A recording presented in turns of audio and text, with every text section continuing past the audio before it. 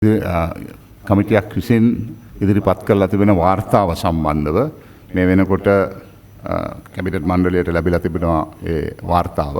ඒ වාර්තාවේ සඳහන් වෙලා තියෙන කරුණු සම්බන්ධ මම හිතන්නේ ඉතාමත්ම සංකීර්ණ කරුණු ගණනාවක් සහ තාක්ෂණ කරුණු ගණනාවක් ඉදිරිපත් කරලා තියෙනවා. හැබැයි ඒ සිදුවීමට පමණක් සීමා වෙන විදිහට එතන කියලා තියෙන්නේ මානුෂික වශයෙන් නැතිවෙච්ච යම් වරදක් උඩ එක ඉංජිනේරු කෙනෙක්ගේ වරදක් උඩ සිදුවෙච්ච සිදුවීමක් හැටියටයි සඳහන් කරන්නේ.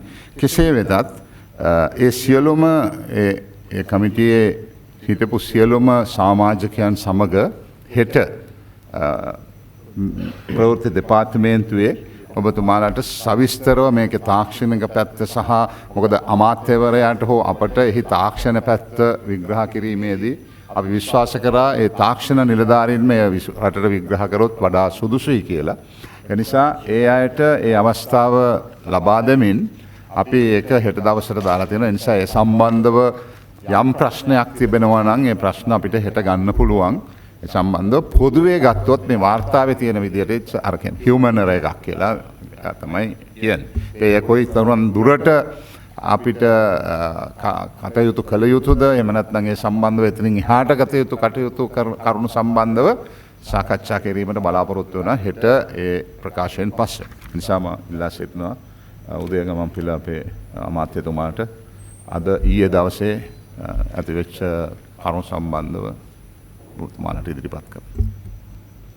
සියලු දෙනාගේම අවසරයි.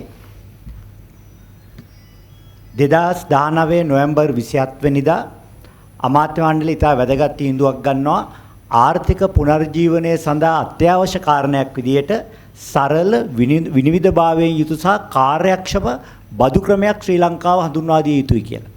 මේ අමාත්‍ය මණ්ඩල තීරණය අනුව ක්‍රියාත්මක වෙමින් මුදල් අමාත්‍යවරයා ලෙස කටයුතු කරන අග්‍රාමාත්‍යතුමන් 54ක් 2009 අංක 9 දරන ජාතිය ගොඩනැගීමේ බදු පනත 2006 අංක 13 දරන ආර්ථික සේවා ගාස්තු පනත 2011 අංක 18 දරන වරාය සහ ගුවන් තොටුපළ සංවර්ධන බදු පනත 2018 අංක 35 දරන මුදල් පනත සංශෝධනය කිරීමට අවශ්‍ය කරන කෙටුම්පත් ඉදිරිපත් කරලා ඒ ගැසට් මගින් ප්‍රසිද්ධ කිරීමට ඊ අමාත්‍ය මණ්ඩල අනුමැතිය ලබා දුන්නා. ඒ වගේම 2017 අංක 24 දරන දේශීය ආදායම් පනතත් 2002 අංක 14 දරන එකතු කළ අගය මත බදු පනතත් සංශෝධනයේ අවශ්‍ය සංශෝධන සිදු කිරීමට නීති කෙටුම්පත් සම්පාදකට උපදෙස් ලබා දීම සඳහා අමාත්‍ය මණ්ඩලයේ අනුමැතිය ලබා දුන්නා. ආර්ථික මේ මුල් තීන්දුව ගද්දී ආර්ථිකයේ සවිමත් කිරීම තමයි ප්‍රධාන වශයෙන් අරමුණුනේ. නමුත් ඊට පස්සේ ඇති වුණු COVID-19 වසංගත තත්ත්වයත් එක්ක එකී කාරණාද සලකලා බලලා මේ සරල වීම වගේම ව්‍යවසායකයන්ට තමන්ගේ ව්‍යාපාර යලි නගා සිටුවීමට අවශ්‍ය ශක්තිය ලබා දෙන ආකාරයේ බදු ප්‍රතිපත්තියකට ආණ්ඩුව යා යුතුයි කියන එක අමාත්‍ය මණ්ඩලයේ තීන්දුව වුණා. ඒ වගේම ශ්‍රී ලංකාවේ වැඩිම වාහන තදබදයේ පවතින ස්ථානයේ විදියට කොම්පඤ්ඤ වීදියේ දුම්රිය ස්ථානයේ අසල හඳුනාගෙන තියෙනවා. විශේෂයෙන්ම රටේ හදවත බඳු කොළඹ නගරයේ මැද පැය 3ක 4ක විතර වාහන තදබදයක් ඇති කරන ස්ථානයක් බවට ඒ ස්ථානය හඳුනාගෙන තියෙනවා. ඒ නිසා මහා මාර්ග අමාත්‍යතුමා විසින් ඊට විසඳුමක් විදියට කොම්පඤ්ඤ වීදියේ දුම්රිය ස්ථානයේ අසල තියෙන උත්තරානන්ද මාවතේ මීටර් 420ක දිගින් යුතුත් විනිසුරු අක්බාර් මාවතේ මීටර් 350ක දිගින් යුතුත් ගුවන් පාලම් දෙකක් ඉදිකිරීම සඳහා අමාත්‍ය මණ්ඩලය අනුමැතිය ලබා දුන්නා. ඒ සඳහා ඇස්තමේන්තුගත වියදම වෙනවා රුපියල් බිලියන 6ක්. මේ හරහා කොළඹ නගරයේ තියෙන දැඩිම වාහන තදබදී තියෙන ස්ථානය ඒ ප්‍රශ්නේ निराකරණය වෙනු ඇතයි කියලා අපි කල්පනා කරනවා.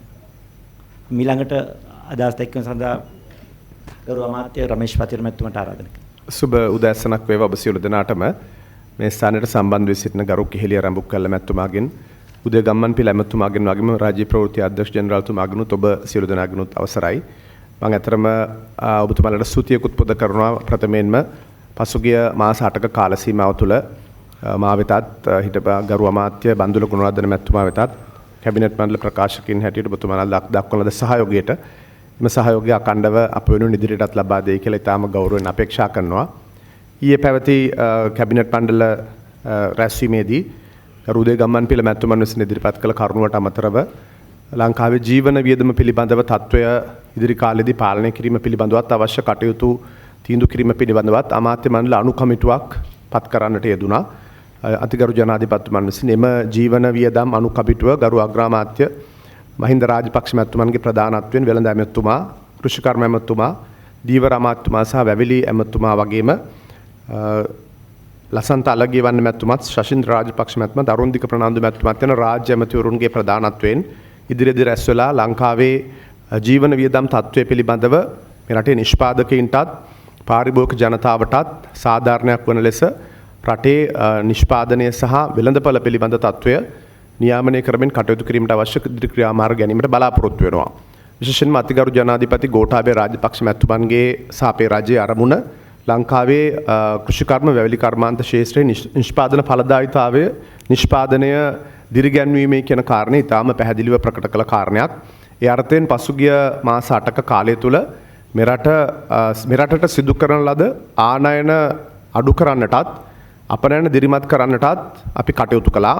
මේ නිසා අර්බුදකාරී කාලයක වුවත් අපේ අපනයන ස්ථාවරව පවත්වාගෙන යන්නට 2019 වසරට සාපේක්ෂව අපේ රජය සමත් වෙලා තිබෙනවා. ඒ නිසා අපි විශ්වාස කරනවා නැවත දේශීයත්වය පදනම් කරගත්තු 1977න් පස්සේ මේ රටේ ඇතිවන විවෘත ආර්ථිකයේ වැරදි අඩුපාඩු හදා ගනිමින් අපේ ආර්ථිකය ස්වශක්තියෙන් නැගී සිටින ආර්ථිකයක් බවට පත් කර ගැනීමට අපේ ආණ්ඩුව සෑම විටම කටයුතු කරනවා. ඒ අර්ථයෙන් ඉදිරි කාලෙදී මේ රටේ කෘෂිකර්මාන්ත ක්ෂේත්‍රයේහි ඒ වගේම නිෂ්පාදන ක්ෂේත්‍රයේහි පරිවර්තනීය වෙනසක් සිදුවන කාලයක් හැටියට එම කාල සීමාව හඳුන්වාගෙන කටයුතු කරන්නටත් එම කාල සීමාව තුළදී දේශීය පාරිභෝගිකයන්ට අවශ්‍ය ආහාර ද්‍රව්‍ය ඇතුළු අනෙකුත් අත්‍යවශ්‍ය ද්‍රව්‍ය සහන මිලට සපයා දීම වගේම අපනයන අරමුණු කරගත් ක්‍රියාමාර්ග රැසක් ගැනීමටත් බලාපොරොත්තු වෙනවා. ඒ අර්ථයෙන් ඊයේ ව්‍යාපත් කරන ලද ජීවන වියදම් පිළිබඳ අමාත්‍ය මණ්ඩල අනුකාරක සභාව ලංකාවේ පාරිභෝගිකයන් සහ නිෂ්පාදකයන් යන දෙයන්ශයම ශක්තිමත් කරමින් ආරක්ෂා කරන කටයුතු කීපයක් ඉදිරියේදී සිදු කරන්න බලාපොරොත්තු වෙනවා.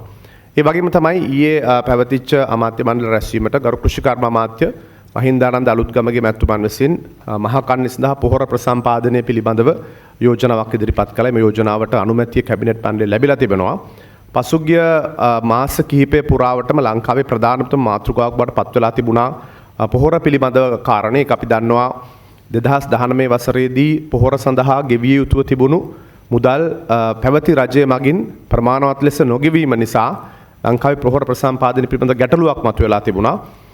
මේ වසරේ මාර්තු මාසයේදී අපේ ආණ්ඩුව විසින් ක්‍රමානුකූලව එම ගෙවීම් නැවත යථාවත් කරමින් පවතින තත්ත්වයක් යටතේ රටේ ලෝකයේ ඇතිවෙච්ච කොවිඩ් අර්බුදය හරහා පොහොර සැපයීම පිළිබඳව අදාළ නිෂ්පාදන සමාගම් වලට ගැටලුවක් මතුවලා තිබුණා නැව් ගමනාගමන ඇතුළු කටයුතු සීමා වීම නිසා. ඒ නිසා අපි පිළිගන්නවා ලංකාවේ ගොවි මහත්වරුන්ට පොහොර ලබා දීමේදී යම්කිසි ගැටලු ප්‍රමාණයක් ඇති වෙච්ච බව.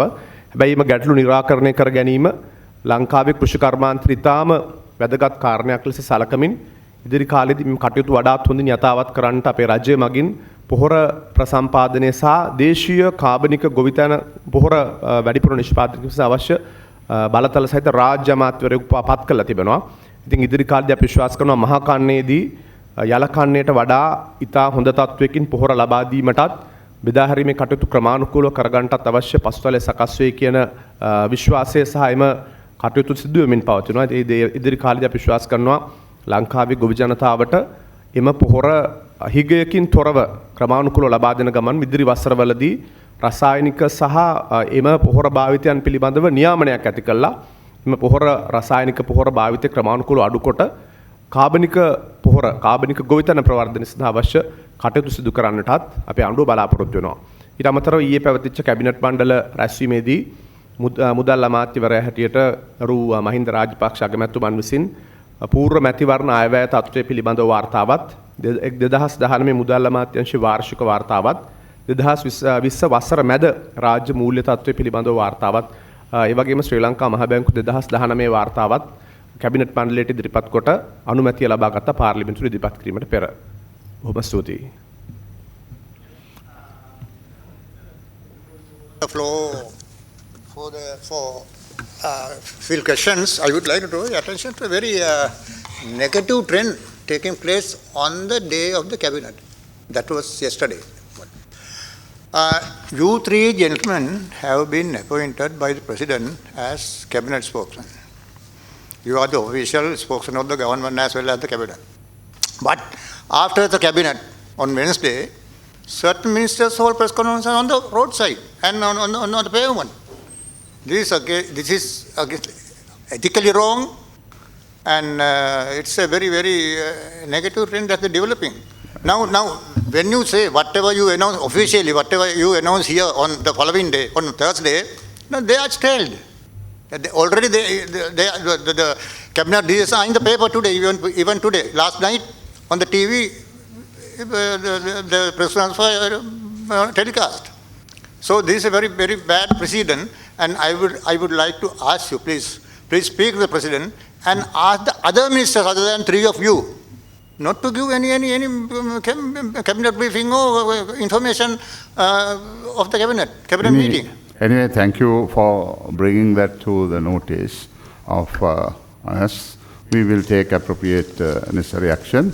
And also, I would like to request you all not to hang around in front of the parliament on the day of the the cabinet. So you are also helping us. I agree. I totally agree. Yeah. You are also helping us in problem, that.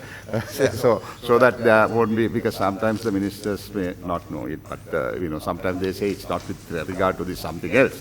So both sides, I suppose, if they both sides cooperate, I think this problem can be solved. Yeah, thank you very much. And first, my question is what is the position of the 19th Amendment? Now, some ministers like Honorable Gammampila Maithuma wants to remove only the bad or whatever bad clauses in the 19th Amendment, but Professor Piri says he wants to remove it entirely.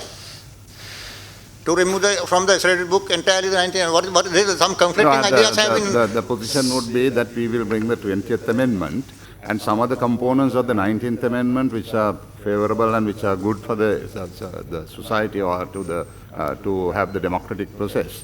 We will retain some, or rather bring in those as fresh ones to the 20th. ගරු අමාත්‍යතුමා කරන්නේ මෙතනදී සඳහන් වුණේ මේ ශ්‍රී ලංකා මහ බැංකුවේ සංචිත කළමනාකරණය සඳහා දත්ත කළමනාකරණ පද්ධතියක් ස්ථාපනය කරන්න යන වැඩපිළිවෙල මොකක්ද කියලා ඒ සඳහා අවශ්‍ය ප්‍රසම්පාදන සඳහා අවශ්‍ය අනුමැතිය තමයි ලබා දීලා තිබෙන්නේ. ඒ හරහා බලාපොරොත්තු වන වඩාත් කාර්යක්ෂමව එම දත්ත ලබා ගැනීම හරහා රටේ ආර්ථික කළමනාකරණයට අවශ්‍ය පසුතල සකස් කරන්නට ඒ සඳහා ප්‍රසම්පාදන අනුමැතිය ලබා දීලා තිබෙනවා. මේ මෘදුකාංග ව්‍යාපෘතිය සඳහා.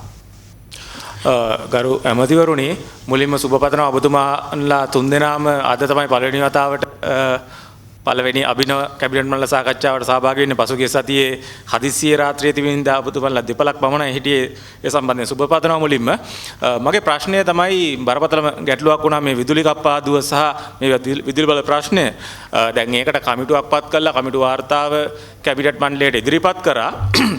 නමුත් අවසාන වශයෙන් කවුරුත් නිකන් බලාපොරොත්තුෙන් හිටියා වගේ එක විදුලි අධිකාරීවරයෙකුගේ මත වරදපටවලා හැමෝම නිදහස් වෙන ස්වභාවයක් තියෙනවා කියලා තමයි අද පුවත්පත්වල වාර්තා වෙලා තියෙන එක් පුද්ගලයෙකුට වක්කීම් පවර්ලා කියලා.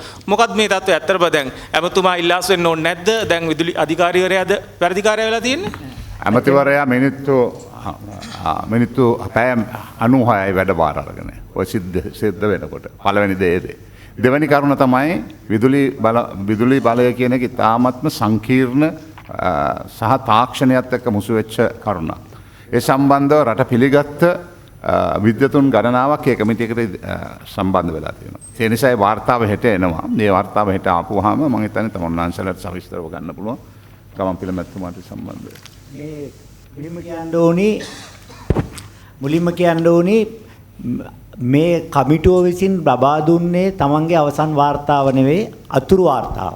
ඒ කියන්නේ ඉතා කෙටි කලකින් ලබා දුන්නේ තවත් එවැනිම දෙයක් යලි සිදු නොවීම වළක්වා ගැනීම සඳහා කඩිනමින් ගත යුතු ක්‍රියාමාර්ග සඳහන් වෙන අතුරු වාර්තාවක්. ඒ කමිටුව ගැඹුරු අධ්‍යයනයක් කරලා කාරණා ඒ විෂයපතේට කාරණා තුනක් ප්‍රධාන වශයෙන් අයිති වුණා. එකක් තමයි මේ විදුලි බිඳ වැටීමට හේතුව කුමක්ද? දෙක යලි එවන්නක් සිදු නොවන්න ගත යුතු ක්‍රියාමාර්ග මොනවාද? තුන හදිසි විදුලි බිඳ වැටීමකදී ඉතා වේගයෙන් ස්ථාපිත කිරීමට විදුලි බල මණ්ඩලය සහ විදුලි බල අමාත්‍යාංශය ගත යුතු ක්‍රියාමාර්ග මොනවද? මෙන්න මේ කියන කාරණා තුන නැත්නම් මේ විෂයපතේ තමයි මේ කමිටුව විසින් අධ්‍යයනය කළ තමන්ගේ නිර්දේශ ඉදිරිපත් කරලා තියෙන්නේ. එතෙන්දී වැඩි බරක් තියලා තියෙනවා. දැන් මිනිස්සු අතින් වරදින්න පුළුවන්. මිනිස්සු අතින් වැරදුනාම රටම අඳුරට යන එක වළක්වා ගන්න කොහොමද? උදාහරණයක් විදිහට මේ අතුරු කමිටු වාර්තාවේ සාකච්ඡා කරනවා නොරොච්චලේ ටිකක් තාක්ෂණික වචන භාවිතා කරලා තියෙන. ඒ කියන්නේ නොරොච්චලේ විදුලි බලාගාරය මෙවිනි වැරදිකදී ස්වයංක්‍රීයව නිවා ගන්නවා. ස්වයංක්‍රීය නිවා ගැනීමට දක්වන සංවේදීතාවය අපිට කොහොමද වළක්ව ගන්න පුළුවන්? එහෙම නැත්නම් කොහොමද පද්ධතියෙන් ඉවත් වෙලා මේක ස්වාධීනව ක්‍රියා කරන්න පුළුවන් කොහොමද? ඊළඟට කතා කරනවා මෙච්චර කාලයක් යන නැතුව ඉක්මනින් ඇයි අපිට කරගන්න බැරුනේ? දැන් සාමාන්‍යයෙන් පැය එකමාරක් දෙකක් ඇතුළත විදුලි බලය යලි ඇති කිරීම තමයි සම්මතය.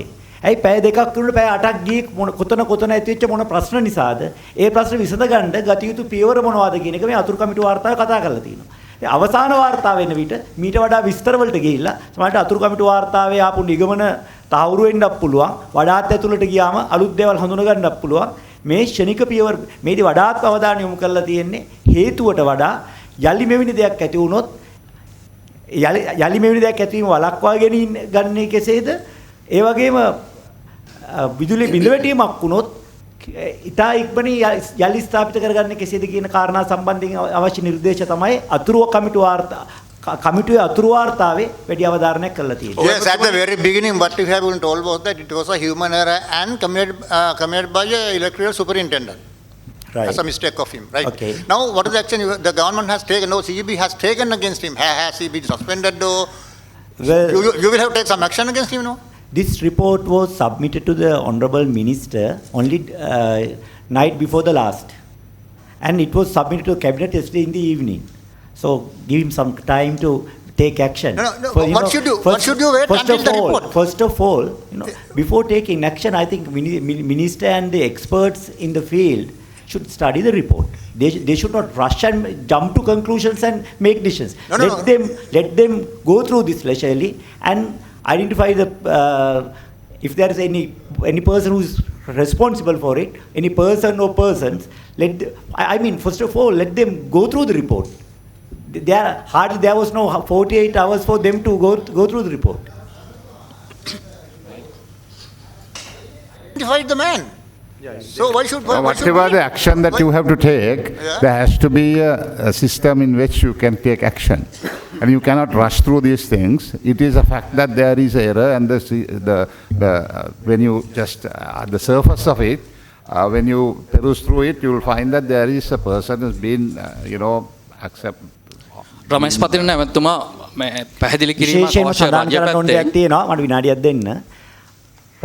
රජයේ සේවකයෙක් අතින් යම් වැරද්දක් සිතාමතා කළොත් හරි අත්වැරද්දක් සිදු වුණොත් හරි ගත යුතු ක්‍රියාමාර්ග පිළිබඳ අපේ ආයතන සංග්‍රහය වෙනම සඳහන් වෙනවා. එතකොට ඔබ බලාපොරොත්තු වෙන ශනික විසඳුම් හොයාගන්න විදියක් නැහැ. මොකද රජයේ තීන්දුව කටයුතු කළ යුත්තේ ආයතන සංග්‍රහයට අනුකූලවයි. ඒතර ඒ සම්බන්ධයෙන් අත්වැරද්දක් වීම සම්බන්ධයෙන් ගත යුතු ක්‍රියාමාර්ග මොනවද කියන එකත් එහි සඳහන් වෙනවා. ඒකට අනුකූලව ඉදිරි ක්‍රියාමාර්ග ගනිමේ වාර්තාව අමාත්‍යාංශය සහ විදුලි බල මණ්ඩලයේ නිසි අධ්‍යයනයකින් පස්සේ. උදේ ගම්මන්පිල මැතිතුමා ඔබ පැහැදිලි කිරීමක් කරා විදුලිය බිඳ වැටීම සම්බන්ධයෙන්. නමුත් ඔය කමිටු වාර්තා පත් කිරීමට වඩා අපිට පැහැදිලිව දැකිය හැකි මොන රජයක් පත් වුණත් පත්තු විගස විදුලිය විසඳන වීම නොරොච්චෝලේ සිදු වෙනවා. ඒකට එක හේතුවක් තමයි හදිස්සිය විදුලි මිලදී ගැනීම සඳහා පුද්ගලිකාංශයෙන් ටෙන්ඩර් කැඳවීමකින් තොරව විදුලිය මිලදී ගැනීමට ගෙනෙන ඒක උපක්‍රමයක්. ඒ දන්නේ ඔබතුමාලාට මේක තේරෙන්නේ නැද්ද දන්නේ. කලිනුත් අපි ඔක පැහැදිලි කරා. හැම වෙලාවෙම නොරොච්චෝලේ කචල්ලක වෙන්නේ හදිස්සියම අවස්ථාවක රජය අපවස්ථාවකට පත් කරන්න ඔන්න මෙන්න තියෙන අවස්ථාවක තමයි එන්නේ. ගිය පාරත් උනා ඊට කලිනුත් උනා. ඒ ගැන වැඩි සැලකිල්ලක් දැක්විය යුතුමයි. ඒ වගේම රමේෂ් පතිරණ මැතිතුමාගේ මම මේ ප්‍රශ්න යොමු කරන්නේ මහත් ආందోලනයට ලක්ව තිබෙනවා සිංහරාජ වනාන්තරයේ ආශ්‍රිතව නෙළුව ලංකා ගම මාර්ගයේ ඉදිකිරීම කටයුත්තක් දැනට සිදු කරගෙන යනවා. දැන් චෝදනා එල්ල වෙනවා මේ රක්ෂිතය කපනවා කියලා. නමුත් කිලෝමීටර් 1.8ක ප්‍රමාණයක් තමයි මෙතන ඉදිකිරීම් කටයුතු කරන්නේ. නමුත් ඒ චෝදනා කරන ආකාරයට හෝටලයක් තියෙනවා කියලා කියන නමුත් මේ රොටි කඩයක්වත් ඒ පැත්තේ ඇත්තවත් නැහැ. මේක රජයේ මතය මොකද්ද පැහැදිලි කරන්න පුළුවන්ද ඔබතුමාට? බොහොම පැහැදිලිවම අතිකරු ජනාධිපති ගෝඨාභය රාජපක්ෂ මැතිතුමාගේ අවධානයත් මේ කරුණ පිළිබඳව යොමු වෙලා තිබෙනවා. එතුමා මෙම ස්ථානයේ පෞද්ගලිකව නිරීක්ෂණය කරන්නටත් ඇත්තරම බලාපොරොත්තු වෙන සිටින බව වාර්තා වෙලා තිබෙනවා. ඉතින් මෙම සංවේදී පරිසර කලාපයක් හැටියට හඳුනාගෙන තිබෙන ප්‍රදේශයක් නිසා සංවර්ධන කටයුතු සිදු කිරීමේදී අපි ඊටාම පරිස්සමින් සිදු කරන්නට අවශ්‍ය ස්ථානයක්. හැබැයි මෙහි දෙවෙනි අනිත් කාරණේ තමයි දීර්ඝ කාලයක් තිස්සේ ලංකා ගම කියන ගම්මානය ජනතාවට විශාල ජන ප්‍රදේශයක් විශාල ජන කොට්ටාසයක් මේ ගම තුල ජීවත් වෙනවා. එම ජනතාවට අවශ්‍ය ප්‍රවාහන පහසුකම් සපයා දීම පිළිබඳවත් ආණ්ඩුව අවධානය යොමු කරලා තිබෙනවා. ඒ අර්ථයෙන් තමයි මෙම මාර්ගය සංවර්ධනය කරන්න කටයුතු ආරම්භ කළේ. ඊටාම දුර්වල සහ දුෂ්කර මාර්ගයක් හැටියට හඳුනාගෙන තිබෙන මාර්ගයක්. එහිදී පාරිසරික පද්ධතියට හානි නොවන විදියට ජනතාවගේ අවශ්‍යතාවයන්ට අවශ්‍ය එම අරමුණු වලට උදව් කිරීමක් හැටියට මාර්ග සංවර්ධනය කිරීමත් ඒක කරන්න පුළුවන් හොඳම විදිය කෙසේද යන්න පිළිබඳවත් මාර්ග සංවර්ධන අධිකාරියනුත් අදාළ පාරිසරික සංවිධාන සහ පරිසර අමාත්‍යාංශයේ වාර්තා දැනටමත් අධිකරු ජනාධිපතිතුමා කැඳවලා තිබෙනවා. එතෙක් දැනට తాවකාලිකව වැඩ මාර්ගය නතර කරලා තිබෙනවා. ඇමතුමනි කෙහෙලිය රඹුක්වැල්ල ඇමතුමාගෙන් මම මේ ප්‍රශ්නේ අහන්න කැමතියි. දැන් ඊයේ සමගි ජන බලවේගයේ ප්‍රධාන විපක්ෂයේ කණ්ඩායම ඔවුන් ඊයේ වෙනම කැම්පේන් එකක් පටන් ගත්තා 19 සුරකිමු කියලා. අනුක්‍රම ව්‍යවස්ථාවේ 19 වෙනි අනුක්‍රම සංශෝධනය ආණ්ඩුව ඉවත් කරන්නේ එක් පුද්ගලයෙක් වෙනුවෙන් කියන කාරණේ තමයි ඔවුන් ඊයේ සිව් දෙනෙක් සහභාගී වුණ මාධ්‍යමුඩේ සිව් දෙනාම එක මතයක හිටියා මේ එක් පුද්ගලයෙක් පාර්ලිමේන්තුවට ගෙන ඒම සඳහා පමණයි මේ සමස්ත ජනතාවකගේ අයිතිවාසිකම් කප්පාදු කළා මේ විදිහට සංශෝධනය ඉවත් කරන්න උත්සාහ කරන්නේ මේ තරම් වැදගත් කරුණු ගණනාවක්ම තියෙන ප්‍රතිපාදන තියෙන සංශෝධනයක් කියලා. මොකද්ද රජයේ ස්ථාවරය අපි දැනගන්න කැමති මේ සම්බන්ධයෙන් මේ බරපතල චෝදනාවක් මේක. වාක්‍යයකින් ඔකට උත්තරයක් දෙන්න පුළුවන්. මම හිතනවා තුන්වෙනි වතාවටත් විපක්ෂය අසාර්ථක වෑයමක් කරනවා. මොකද ජනතාව අපි කියනවා ජනතාවගේ ප්‍රජාතන්ත්‍රවාදී විවිධ තුළ ජනතාවට අපේ මැතිවරණ ප්‍රකාශනයේ තියෙන ප්‍රධානම කරුණක් තමයි 19 වෙනි සංශෝධනය. ඒකට මේ රටේ පළවෙනි වතාවට ඉතිහාසයේ පළවෙනි වතාවට මේ ක්‍රමය යටතේ 3/2 බලයක් ලැබලා දීලා තියෙනවා. ඉතින් ඒකට විරුද්ධ උඩුගම් බලා පීනන අසාර්ථක ගමනක් ඔය යන්න හදන්නේ. තුන්වෙනි වතාවටත් එකපාරක් අගමැති ජනාධිපතිවරණයේ දෙවනි පාර්ලිමේන්තුව මේ තුන්වෙනි වතාව මම හිතන්නේ ඔවුන් දරන අසාර්ථක උත්සාහයක්. ඉතින් විපක්ෂයේ භූමිකාව එය නම් ඒ කියන්නේ ජනතාව විසින් ලබා දී තිබෙන ඒ ප්‍රකාශය එහෙම නැත්නම් ඒ දීලා තියෙන ආවරණයට විරුද්ධව කටයුතු කරන්න ඔවුන්ට එහි ප්‍රතිඵල ලැබෙයි ඉදිරියේදී. නමුත් දැන් ඔවුන් නගපු ප්‍රධානම දැන් මේ ආණ්ඩුවේ ඉන්න මේ පිරිසම 14ත් අත ඉස්සුවා 18ටත් අත ඉස්සුවා 19ටත් අත ඉස්සුවා දැන් ඊළඟට වුන් 20 ගෙනාවොත් ඊටත් අත උස්සනවා අනිත් අතට GLPs මම මෙතන නැති වුණාට එතුමන් ප්‍රධාන අමාත්‍යවරයෙක් නිසා ඔබතුමන්ලාගේ ප්‍රශ්න අහනවා GLPs මැතිතුමා ව්‍යවස්ථාදායක සභාව ගෙනේ මේ ප්‍රතිපත්ති සම්පාදකයෙක් විදිහට කටයුතු කළා කියලා කියනවා දැන් එතුමාම ඒක ප්‍රතික්ෂේප කරනවා කියලා චෝදනා කරනවා. ඉතින් එතුමන්ලා අහන්නේ මොකද්ද මේ සදාචාරයේ 19 ගේන්න ඔබතුමන්ලාත් එකඟතාව පළ කරලා දැන් එය අහෝසි කරලා 20ක් ගේන්න අත උස්සන කියන කාරණේ තමයි ඊයේ මම මේ ඕන් වෙනුවෙන් ආන ඕන් මතු කර ප්‍රධාන තර්කයක් ඒක. මම හිතන්නේ තර්කය අර්ථ ශූන්‍යයි. මොකද හේතුව ඒ දින 100 ඇතුළත තමයි ওই ප්‍රශ්නේ ගෙනාවේ පාර්ලිමේන්තුව පළවෙනි දවසේ පටන් ගන්න දවසට ඉස්සෙල්ලා දවසේ තමයි කණ්ඩායම් රැස්වීම කැඳවලා මේ ප්‍රශ්නය ගෙනාවේ. ඒ ප්‍රශ්නය ගෙනාපු වෙලාවේ මම බොහොම වගකීමෙන් මේක කියනවා. මම තමයි මේ ප්‍රශ්නේ ඇහුවේ එවකට හිටපු ජනාධිපතිතුමාගෙන්. අර ජනාධිපතිතුමනේ 20 සංශෝධනයත් එක්කයි මේ ගැට ගැහෙන්නේ. අපි 19ට අත උස්සන්නේ 20 අනිවාර්යයෙන්ම ගේනවයි කියන පදනම උඩ. ඒ නිසා මේ 52ම එකට ගේන්න කියලා මම ඉල්ලීමක් කරා. මම පෞද්ගලිකව අපේ කණ්ඩායම් රැස්වීමේදී මම පෞද්ගලිකව එතුමාගෙන් ඉල්ලීමක් කරා. එතුමා කිව්වා නියත වශයෙන්ම ඊගව සතියේ 20 ගේනවා.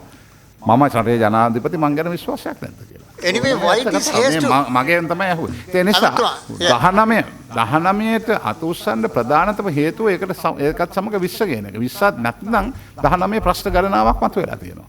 ඒ නිසා මම හිතනවා එතෙන්දී එක කරුණක්. දෙවැනි කරුණ තමයි ඒ අවස්ථාවේදී අපි ජාතික ආණ්ඩුවක් ගැන කතා කරගෙන හිටියේ. ජාතික ආණ්ඩුවක් ගැන කතා කරගෙන ඉනකොට සියලු දෙනාම එක මතයකට ඇවිල්ලා කටයුතු කරපු එක ඇත්තයි.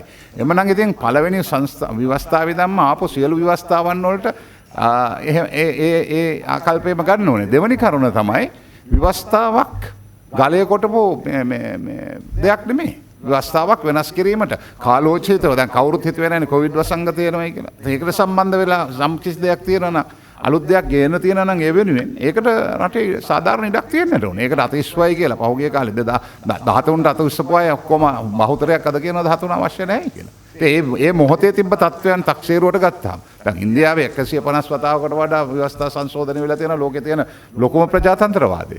එහෙමනම් කවුරුත් කියන්නේ නැහැ මොකද මේ 150 වතාවකට වඩා ඒ සංශෝධනය වෙලා තියෙනවා නම් ඒ වැදගත්ද කියලා. 104 වතාව.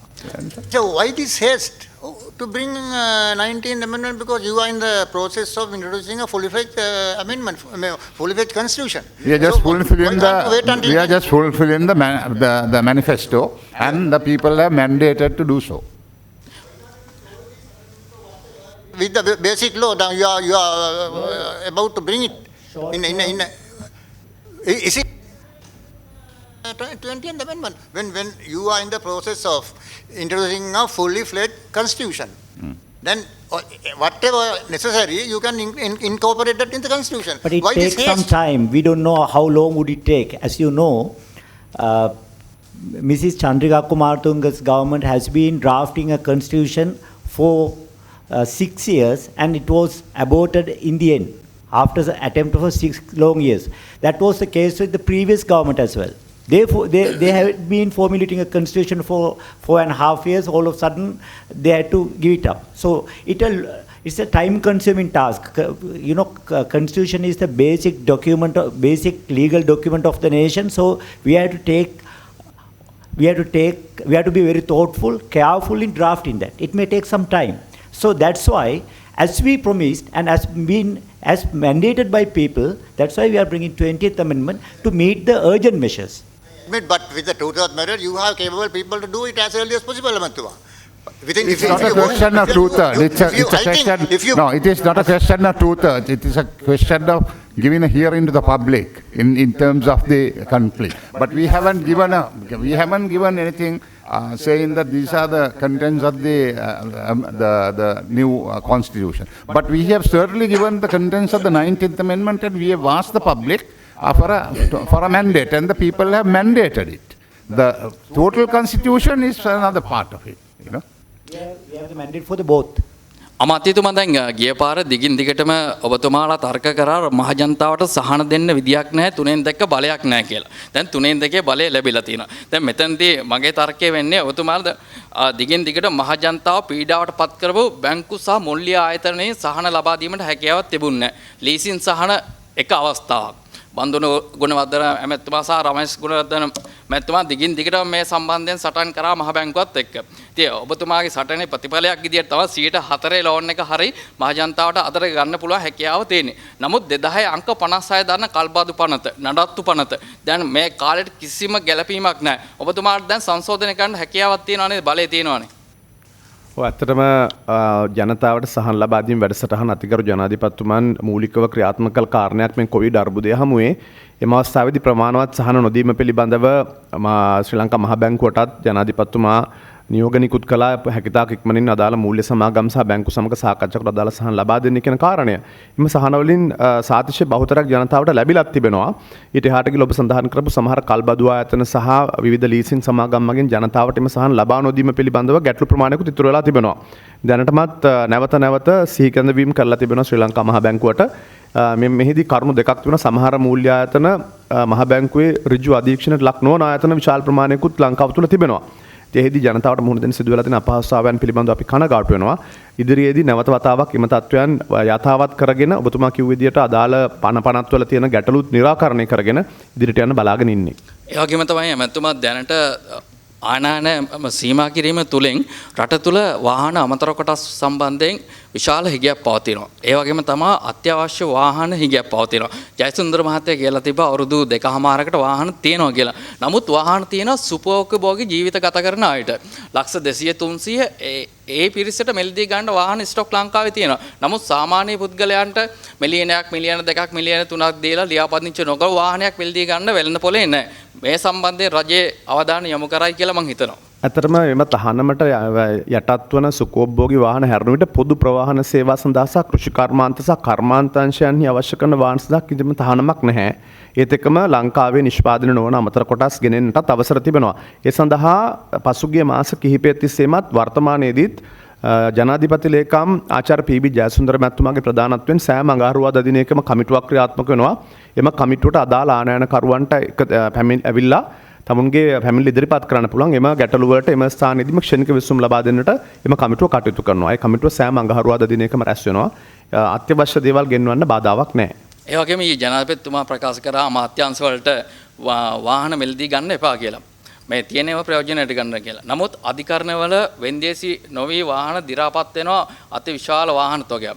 ඒ වගේ රේගුවේ තියෙනවා.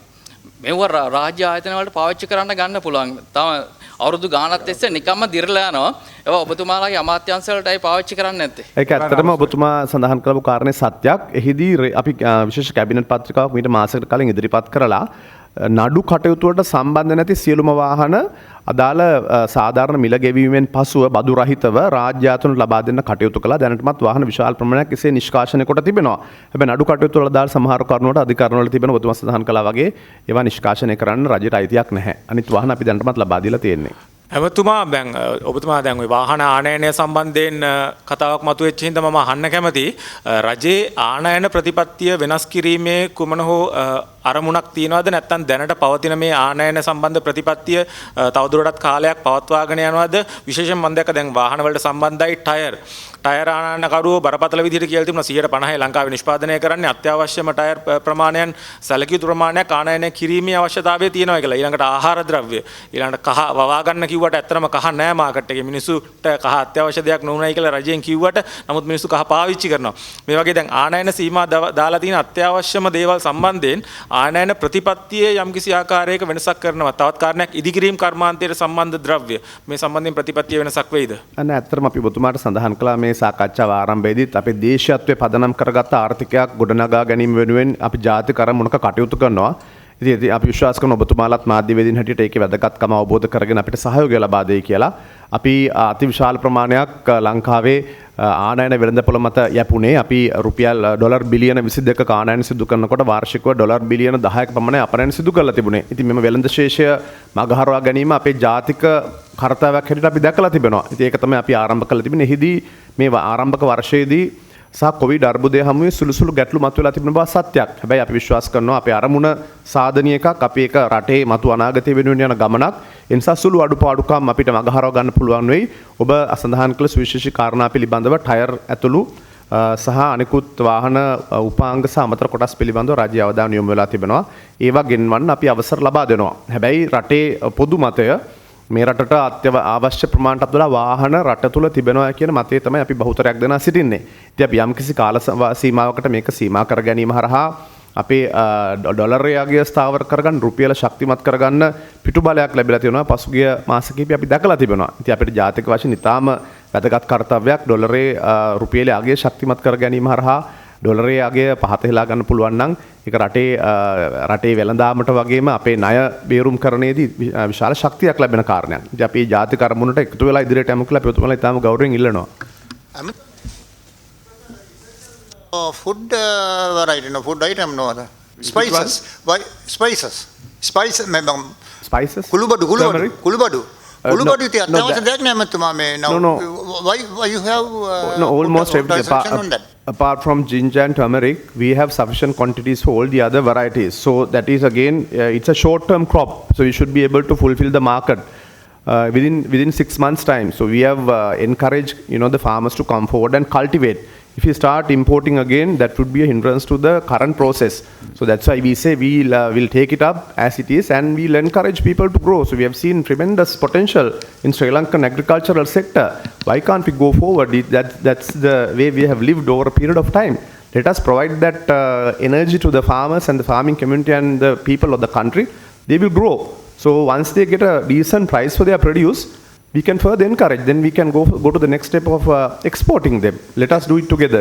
Right now, the domestic production is only 10,000 metric tons of turmeric coming. It comes down to 2,000 when you process it. There is a certain setback, a temporary setback. You cannot achieve anything unless you are willing to sacrifice in certain areas. And that is exactly what we are trying to do, and that's what we are asking the people. There are certain sacrifices that you have to make for a limited period of time for a benefit, a long-term benefit. So that's a simple answer for that, because you need to make some sacrifice at some point if you have to achieve long-term goals. To fill the gap.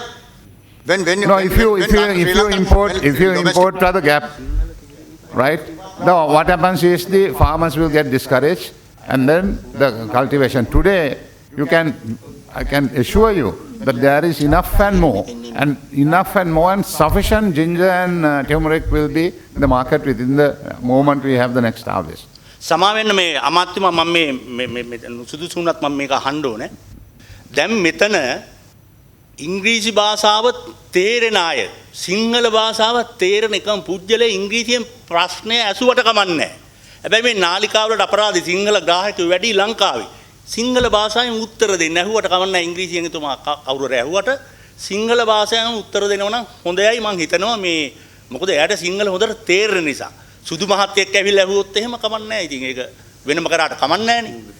නැත්තම් මේ කාලේ අපරාධي අර රූපවාහිනී නාලිකාවල සිංහල ග්‍රාහකයෝ විශාල පිරිසක් ඉන්නවා. ඒක ඔබතුමාලා විසින් බේරාගත යුතු ප්‍රශ්නයක්. අපි ඒක තමයි අර සාමාන්‍ය කියන්නේ මාධ්‍ය කරුවන් විසින් එකට එක්කාසු වෙලා අපිට කියන්න අපි නියාමනයන් කරන්න කැමති නැහැ. ඔය නියමනයක්නේ. ඔය නියාමනයක් අපි නියාමනය කියන එක පොදුවේ බලාපොරොත්තු වෙනවා සියලුම මාධ්‍ය අපේ ස්ටේක් හෝල්ඩර්ස්ලා එහෙම නැත්නම් කොටස් කරුවන් හැටියට ඉන්න සියලු දෙනාම අපිට ඒ අනුව තීන්දුවක් දෙයි. ඒකත් අපේ පිටම දාන්න එපා අමාත්‍යතුමා. දැන් ඔබතුමා ඔතන ඉන්න ඔබතුමාට නොතේරෙන්නේ නැහැ. දේශපාලන හොඳ ඉතිහාසයක් තියෙනවානේ. මේ මෙතන ඉන්නකොට ඉතා වැදගත් කාරණා කියවෙනවා. ඒක අර සිංහල ග්‍රාහකයන්ට නෑ. ඒකයි මං කිව්වේ. ඒක එහෙම උත්තරේ දුන්නාම එතුමත් ලියා ගන්නවා. අර අයටත් ප්‍රකාශ වෙනවා. මං හොඳයි මෙන්න මෙහෙම ප්‍රශ්නයක් අහනවා මේ අමාත්‍යතුමා.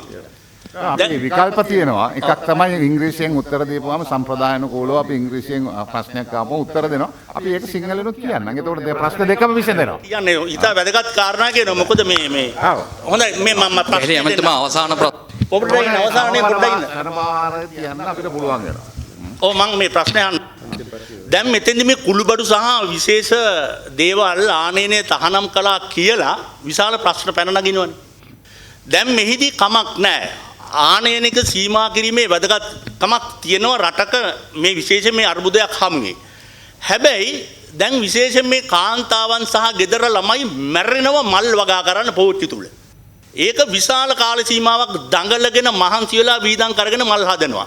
ඇයි අපිට බැරි? ඇයි රජයට ගේන්න බැරි යම්කිසි ක්‍රමවේදයක් අධ්‍යාපන අමාත්‍යාංශය හරහා ළමයින් එකතු කරගෙන හරි කහ පැල පහ ඉංගුරු පැල පහක් අවමිරිස් පැල පහක් මෙව්ව පහක් ඊට පස්සේ අන්තිම විශ්වවිද්‍යාලයට ඇතුල් වෙනකොට දහම් පාසල් සහතිකයට වගේ ඒ විෂය පරිබාහිර ක්‍රියා කරගම් හරියට කළා නම් ඔවුන්ට ලකුණු ක්‍රමයකුත් ලබා දෙන්නම්. උනන්දු කොල්ල මේක ගෙදර හදන්න පුළුවන් නෑ. ඒ වගේ දෙයකට යන්නේ නැත්තේ. නෑ ඔබතුමා කියපු කාරණේ ඊටාම වැදගත් කාරණයක්. හැබැයි මේ පසුගිය වසර පහ මේ රටේ ගත වෙච්ච මේ රටේ කෘෂි කර්මාන්තය, වැවිලි කර්මාන්තය වගේම දේශීය කිරිගොවිතැන කියන සියලුම අංශයන්ට ඊටාම නිෂේධනීය කාල පරිච්ඡේදයක් බවට පත් වෙලා තිබුණේ. අපි නැවත ආරම්භ කරන්න මේ කටයුතු කරගෙන ආපු කාල සීමාව තමයි 2020 වසර. නමුත් අවාසනාවකට වගේ මේ රටේ කොවිඩ් අර්බුදය ඇති වුණා. හැබැයි එහි අඳුරු වලාවේ රිදී රේඛාව වගේ ජනතාව ඒ කාලය තුල වැඩිපුර වවන්න පටන් ගත්තා. ඉතින් මේ හා සම්බන්ධ ගැටලු කීපයක් මතුවලා තිබෙනවා. විශේෂයෙන්ම බීජ පිළිබඳව ගැටලුව, පොහොර ප්‍රසම්පාදනය පිළිබඳව ගැටලුවත් කරුණු කාරණා කීපයක්. ඔබතුමා කිව්වා වගේ පාසල් මට්ටමේ ඉඳලම දරුවන්ට මේක පුරුදු කරන්න අපි වැඩසටහන් කීපයක් ලැහැස්ති කරලා තිබෙනවා. ඒ පිළිබඳව සාකච්ඡාවමින් පවත්වනවා. ඉදිරි කාලෙදී විශේෂයෙන්ම මේ සියලුම වගාවන්හි ප්‍රවර්ධනය වෙනුවෙන් අපි කටයුතු කරන්න විශාල සැලසුම් ප්‍රමාණයක් තිබෙනවා. ඒවා සියල්ල අයවැය සමග ප්‍රතිපාදන ඉදිරිපත් කරගෙන ඉදිරි වසරේදී විශාල ලෙස වගාව ප්‍රවර්ධනය කරන්න, දේශීය කෘෂි කර්මාන්තය, වැවිලි කර්මාන්තය ප්‍රවර්ධනය කරන්න අපි කටයුතු කරන එක අපේ රජයේ ජනාධිපතිතුමාගේ ඉතාම ප්‍රධාන ඉලක්කයක්. ඒ වගේම මම මේ අපේ රඹුක්වැල්ල අමාත්‍යතුමාගෙන් අහනවා මේ කාරණයක් මේ මොකද අපි ඒක යාවත් කාලීන වෙමින් පවතින එක දේවල්. දැන් ඔබතුමා පසුගිය කාලේ ඉතාම සාර්ථක ලෙස මෙම කර්තව්‍ය ඉටු කළ උතුරේ අපේ යුද සමයේ වෙලාවේ. ඉතාම සාර්ථකයි සියලුම දෙනා ඒක අගය කළා. පසුව ඔබතුමා ගැන මේ මොකද්ද මල්ලක් කරගහගෙන යන හැම කාටුන් එකම ඔබතුමා ගැන කියවෙන්න පටන් ගත්තා. යම්කිසි ව්‍යාපාරයක් ගැන සඳහන් කළා. දැන් ඔබතුමා ඒ ව්‍යාපාරය කැන්සල් කරලා දාලා අලුත් ව්‍යාපාරයක් ලියාපදිංචි කරලා අලුත් විදියකටද මේ තරේ කරන්න යන්නේ? මේ ඔය අදාළ කාර්යය මට ප්‍රශ්න තේරුන්නේ නැහැ. අමාත්‍යතුමා තේරුන්නේ නැද්ද? නෑ තේරුන්නේ නෑ ඔබතුමාට වගේ. ඔබතුමා මල් රෙදි මල්ලක් කරේ ගහගෙන සියලුම කාටුන් වල දාන්න පටන් ගත්ත ඒ දවස්වල හැමදාම තිබුණානේ. ඒ ජාතික ආරක්ෂක මාධ්‍ය මධ්‍යස්ථානයේදී. ඒකටද? ඔව් ඒකට. නෑ මේ ලෝන්ඩ්‍රිය කියලා ගහලා තිබ්බා. ඔය ලොන්ඩ්‍රීද කියලා ගහලා තිබ්බේ මොකද රාජ්‍ය ආරක්ෂක මාධ්‍ය මධ්‍යස්ථානයේ එදා හැදුවේ ජාත්‍යන්තර මතවාදයත් එක්ක අපේ තිබ්බ ගැටණය බේරගන්න. ඒතකොට පළවෙනි කාටුන් එක තමයි ඒකෙන් තිබ්බේ මොකද හේතුව මට මතකයි එවකට ජනාධිපති මහින්ද රාජපක්ෂ මැතිතුමා ලොකු පොට්ටනියක් ගෙනහලා මගේ මේෂ උඩ තියලා උඩ ගහලා තිබ්බ රඹුක්කල්ල ලොන්ඩරි කියලා. ඔබතුමාලම තමයි ඒක ලියලා තිබ්බේ. මමනේ. නෑ ඔබතුමාලා. ඒ කාටුන් එක. ඉතින් එහෙම තමයි පොට්ටනිය පටන් ගත්තේ. ඒ පොට්ටනිය අවසන් කරා මොකද මේ ජාත්‍යන්තර මතවාදය වෙනස් කරලා අපිට පුළුවන් වුණා අවුරුදු 30ක් තිබ්බ යුද්ධය අවසන් කරලා ඉතින් ජාත්‍යන්තර මතවාදයත් එක්ක තාමත් අපි ගැටෙනවා. ඒක වෙන කතාවක්. නමුත් ඔබේ ප්‍රශ්නෙට උත්තරය තමයි ඒ තියෙන්නේ. ඊට පස්සේ අද ඊට වඩා ටිකක් වෙනස් තත්වයක තියෙන්නේ. අද ඊට වඩා ටිකක් නිදහස් ඊට වඩා පුංචි රටේම විනයගරුක බවක් එවැනි තත්ත්වයක් තුළ තියෙන. ඒ නිසා ත්‍රස්තවාදය පාස්කු ඉරිදා සිදුවීම පැත්තක දැම්මොත් ඒ අපි 2009 අප්‍රේල් මැයි මාසේ 19 වෙනිදාන් පස්සේ මේ රටේ කැටපෝලයක්වත් උස්සන්න ඉඩ දුන්නේ නැහැ. මම හැම වෙලෙම කියපු කතාවක්. ඒක තමයි අපි බොහොම පුංචි හීන් ආඩම්බරයක් ලබා ගන්න ඔය හරහා. මොකද ඒක තමයි ඇත්ත తত্ত্বය. අවුරුදු 30ක් තිබ්බ යුද්ධය සහ ලෝකේ දරුණුම ත්‍රස්තවාදීන් එක්ක කටයුතු කරලා. ඒ නිසා අද ඒ ව්‍යාපාරයේ වහලා අලුත් විදියට මේ වැඩ අද ඉඳලා ආරම්භ කරනවා කියලා ඔබතුමා සඳහන් කළේ මං හිතන්නේ. අරක වැහුවා. අපි මාධ්‍ය නිදහස ගැන කතා කරන නිසා ඔබතුමාට පූර්ණ නිදහස් තියෙනවා ඔබතුමාගේ සිතුවිල්ලට ඉඩ දෙන්න. ඇමතුමා සමා වෙන්න අපි වැදගත් වෙන තවත් එක් කාරණයක් ගැන කතා කරමු. ගුවන් තොටුපොළ විවෘත කිරීම සම්බන්ධ තත්ත්වය කොහොමද ඇමතුමා? මේ වෙනකොට දැන් අගෝස්තු මාසේ මුල කිව්වා, මැද කිව්වා, ඊළඟට සැප්තැම්බර් මුල කිව්වා. නමුත් කිසිම පාර්ශවයක් තහවුරු කරන්නේ නැහැ මොන දවස වෙනකොට ගුවන් තොටුපොළ නැවත විවෘත කරයිද කියලා. මේක රටට ඍජුවම බලපාන කාරණයක්. ඔබතුමාලා කිව්වා ආනයන සීමා මේ හැම දෙයක්ම ගුවන් තොටුපොළ හරහා සම්බන්ධීකරණය වෙනවා. මිනිසුන්ට එන්න බැරුව ඉන්නවා. සංචාරක ව්‍යාපාරේ කඩම් වැටලා. කවද්ද ගුවන් තොටුපොළ සම්බන්ධයෙන් තාම අවසන් තීරණයක් නැද්ද? දැන් මේ සම්බන්ධව තියෙන දේ තමයි අපේ සැලසුම් හදාගන්නවා අපට උවමනා සහ අවශ්‍ය විදිහට සහ රටේ සහ ලෝකේ. හැබැයි මේ කොවිඩ් වසංගතය කියන එක දිනපතා වෙනස් වෙමින් පවතිනවා. දැන් උදාහරණයකට අද ඉන්දියාවේ තත්ත්වය ඉතාමත්ම දරුණු තත්ත්වයක් ඛේදවාචකයකට පත් වෙලා තියෙනවා. ඒතකොට අපි ඒ තීන්දුව ගන්න කාලේ එහෙම තිබ්බේ නැහැ. ඒ නිසා ඒ ලෝකයේ ඇති වෙන වෙනස්කම් එක්ක අපිට ගැට ගැහෙන්න සිද්ධ වෙනවා මේ වෙනකොට. අපේ බලාපොරොත්තුව තියෙන්නේ හැකියක්මනින් මේ දේ කරන්න. ඒක තමයි අපි ප්‍රකාශයට පත් කරේ. නෑ මම මේ ප්‍රශ්නේ තුමා මොකද දැන් ඊයේත සෞඛ්‍ය බලධාරීන් දිනයක් දෙන්න පුළුවන් කොවිඩ් වසංගතයට දිනයක් දෙනවා නම් අදින් අවසానයි කියලා. ඔව්. හේතුව මේකයි. ගුවන් යානයක් අපි මේ පැත්තෙන් ගුවන් තොටුපළෙන් ඔසවලා නම් ආසෙ තියන්න බෑ. තව පැත්තකින් බාන්න පුළුවන් වෙන්න ඕනේ. අද ලෝකයේ රටවල් විශාල ගණනක් අද අපේ සමාජයේ කොවිඩ් 19 වසංගතයේ මිදුණු තත්ත්වයක් තියෙනවා. අද තියෙන නිරෝධාන මධ්‍යස්ථාන සහ රෝහල් ඇතුලේ විතරයි රෝගීන් ඉන්නේ. හැබැයි ලෝක තත්ත්වය ඒක නෙවෙයි. ඒක නිසා ලෝකේ බොහෝ රටවල් තමන්ගේ ගුවන් තොටුපළවල් වහලා තියෙන්නේ. ඉතින් ඒ වගේම අපේ ශ්‍රී ලාංකිකයන් ගෙනීමේ වැඩපිළිවෙල තාම අවසන් වෙලා නැහැ. මෙන්න මේ කාරණා දෙකම බලපාලා තියෙනවා. අපිට දිනයක් දෙන්න බෑ. ඒක දිනපතා වෙනස් වෙන ලෝක තත්ත්වයන් දිහා බලමින් අපි නිරීක්ෂණය කරමින් ඉන්නවා. ආණ්ඩුවේ ප්‍රතිපත්තිය තමයි හැකි වහාම ගුවන් තොටුපළ විවෘත කිරීම. මම මේ ප්‍රශ්නේ අහුවෙන් මේ හැකිතාක් ඉක්මනින් මේ එයාපෝට්ස් ඕපන් කරන එකයි සංචාරක ව්‍යාපාරය පටන් ගන්න එකයි. ඒකෙන් තමයි අපිට ගොඩ එන්න ඒකෙන් පටන් ගන්න ගොඩ එන්න පුළුවන්. මේක ජාත්‍යන්තර ක්‍රියාවලියක්නේ ගුවන් තොටුපොළ කියන්නේ. ගුවන් තොටුපොළ ජාත්‍යන්තර ක්‍රියාවලියකදී එකින් එකකට සම්බන්ධකම් තියෙනවා. අපි කියන ඉන්ටර්කනෙක්ටඩ් කියලා.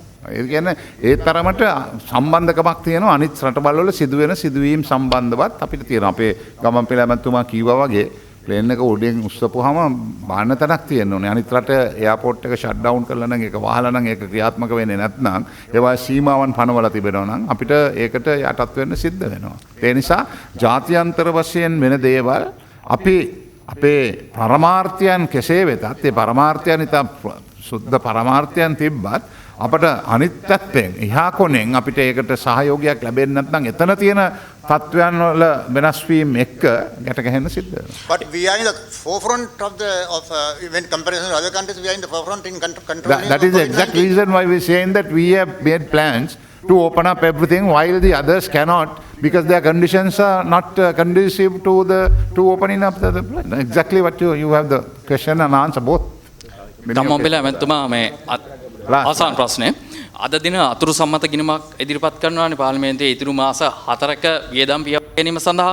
එතකොට මේ වියදම් පියවා ගැනීම සඳහා රජයේ වියදම් වලට බිලියන 400ක් වෙන් කරලා තියෙනවා. බිලියන 1700ක්. රජයේ වියදම් සඳහා බිලියන 1700ක් වෙන් කරලා තිබෙන බවට ආරංචි මාර්ග තියෙනවා. එකෙන් බිලියන 1300ක් නැවත ණයක් වශයෙන් තමයි ලබා ගන්නේ. එතකොට ණයක් වශයෙන් බිලියන 1300ක් ලබා ගත්තට පස්සේ යම්කිසි ආර්ථික අර්බුදයක් ඇතිවීමට ඉඩ තිබෙනවා නේද ණය තත්ත්වයේ ඉහළ යාම තුල රට තුල? ආණ්ඩුවක් අත්‍යවශ්‍යයෙන් දැරිය යුතු වියදම් ගණනාවක් තියෙනවා. එක වැටුප් ගෙවන්න ඕනි, විශ්‍රාම වැටුප් ගෙවන්න ඕනි, රාජ්‍ය ආන්ත්‍රණය නඩත්තු කරන්න තියෙන පුනරාවර්තන වියදම් ප්‍රමාණයක් තියෙනවා. ආනයන සීමා අපේ රටේ වක්‍රබදු ආදායම මත තමයි අපි රැඳෙන්නේ. 20ක් වගේ තමයි අපේ 20ට අඩුයි අපේ ඍජුබදු ආදායම. ඒ නිසා ආනයන සීමා කිරීම හරහා ආණ්ඩුවේ ආදායම බරපතල ලෙස පහත වැටිලා තියෙනවා. නමුත් අත්‍යවශ්‍ය පවත්වා යුතු වියදම් තියෙන. ඒ වගේම මෙතනින් සඳහන් කර විවිධ සහන මේ ආර්ථික අර්බුදයෙන් ගොඩ ඒම සඳහා යම් ආර්ථිකයේ පුනර්ජීවනයට අවශ්‍ය කරන වියදම් දැරීමට සිද්ධ වෙලා තියෙනවා. අගතිරපත් පාර්ශවයන්ට යම් සහන සැලීම් සඳහා වියදම් දරන්න වෙලා තියෙනවා.